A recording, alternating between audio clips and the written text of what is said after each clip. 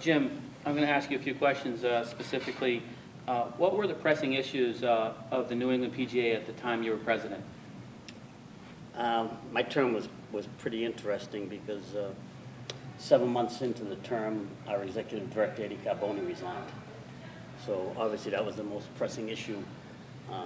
At the time, we had to put a committee together and then start the search for a new ED.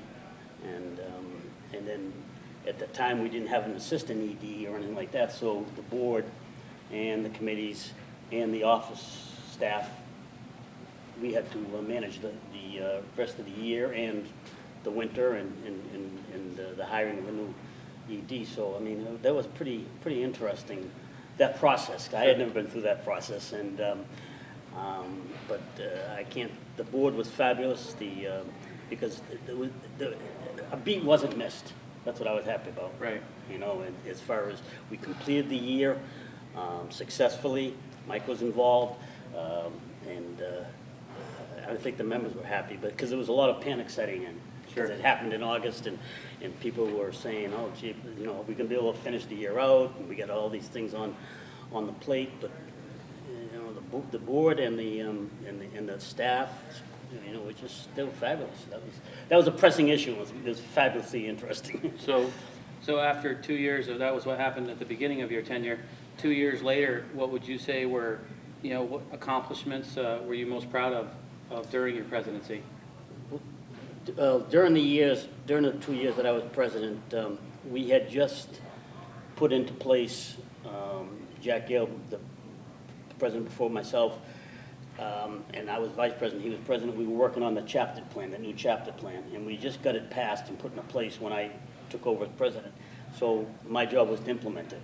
And again, that was another fabulously interesting process because now we got all the chapters involved. They were getting funding from the section, something they'd never had before. We were getting administrators for the chapters.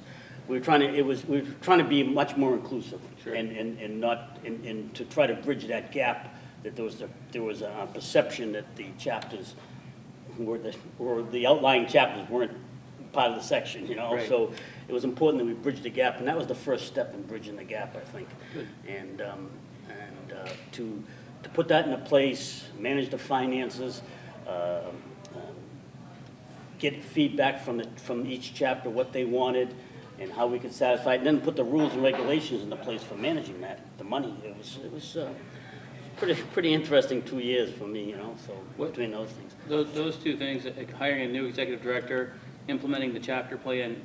Is there anything else that stands out in your presidency that you can talk about? What do you remember most about your presidency, other than those two things?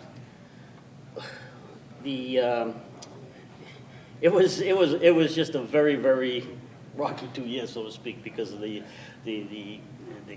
situation with Eddie, you know, stepping down, and because he got a better position with the tour. But I think, you know, I keep going back, even though it's part of it, Larry, the chapter plan, to see the reaction from the chapters, from the chapter people, members, that just.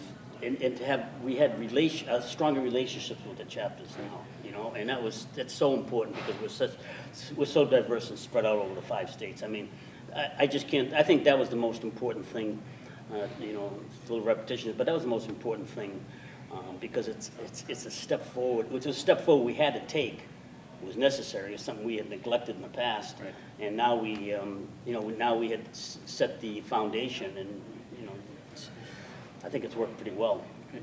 Well, I'd like to thank you for coming in for a little chat with us and answering a few questions for historical purposes, and thanks for all your service. We really appreciate it. My pleasure, and thank you for everything, and you and the board, and you know, just keep things progressing.